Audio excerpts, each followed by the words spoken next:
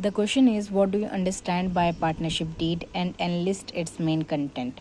इस वीडियो में हम देखेंगे पार्टनरशिप डीड क्या होता है, इसका इम्पोर्टेंस क्या है और इसके मेन कंटेंट क्या है। जब दो या दो से ज़्यादा लोग डिसाइड करते हैं पार्टनरशिप फर्म स्टार्ट करने के लिए, तब पार्टनरशिप डीड की रिक्वायरमेंट होती है उन्हें, ठीक।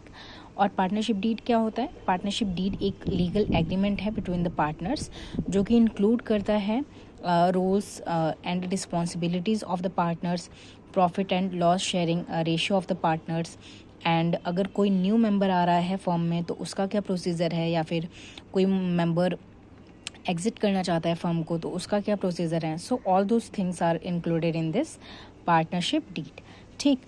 और ये पार्टनरशिप डीड का क्या इंपॉर्टेंस है, क्यों बनाते हैं पार्टनर्स, ताकि आगे चल के कोई कॉन्फ्लिक्ट एराइज ना हो पार्टनर्स के बीच में, और जो बिजनेस है वो स्मूथली रन कर सके।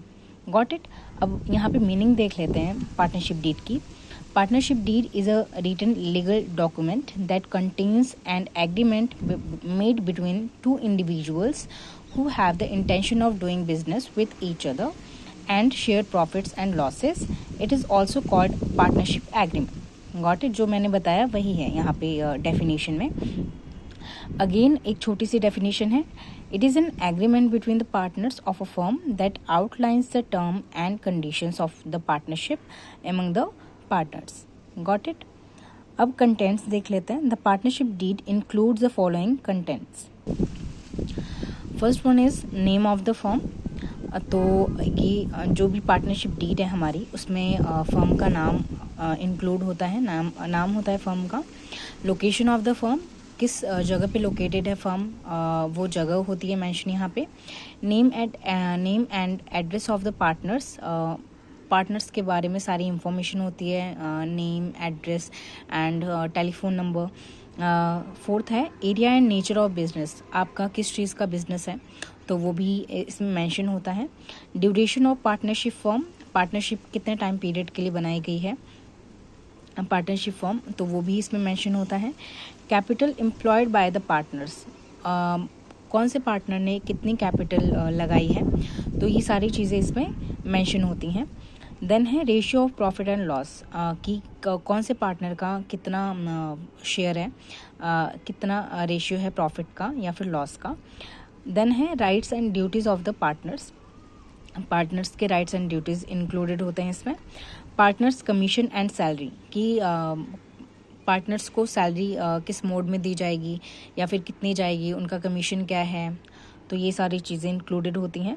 देन है विड्रॉल बाय द पार्टनर्स, ये जो विड्रॉल है उसे हम ड्राइंग्स के नाम से जानते हैं। क्या होती है ड्राइंग वो अमाउंट होता है अगर पार्टनर अपने बिजनेस का पैसा अगर अपने पर्सनल यूज़ के लिए खर्च कर रहा है तो उसको हम ड्राइंग बोलते हैं।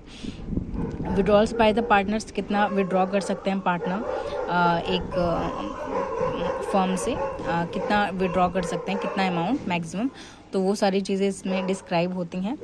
एंड इंटरेस्ट ऑन ड्राइंग्स, अगर विड्रॉल्स कर भी रहे हैं पार्टनर्स तो उस पर इंटरेस्ट क्या लगेगा, तो वो चीज़ें मेंशन होती हैं। देन है allocation of work among partners, सबका वर्क डिवाइडेड होता है, सबका वर्क ऑलरेडी मतलब डिसाइड करके उनको एलोकेट कर दिया गया होता है।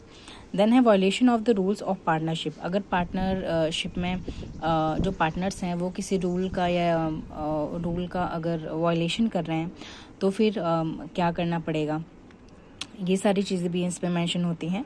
देन है admission, death and retirement of a partner, अगर कोई नया मेंबर ऐड हो रहा है पार्टनरशिप फॉर्म में अगर आ रहा है तो उसका क्या प्रोसीजर है, अगर किसी मेंबर की डेथ हो गई है तो उसकी पेमेंट वगैरह कैसे करनी है, तो ये सारी चीज़ें इसमें इंक्लूडेड होती हैं। देन है procedure of dissolution of a firm, अगर पार्टनरशिप फर्म को अगर बंद करना है तो उसका क्या प्रोसीजर है, उसका क्या क्राइटेरिया है, तो ये सारी चीज़ें इसमें मेंशन होती हैं। तो मेन कंटेंट्स हमने देख लिए। Okay, thank you.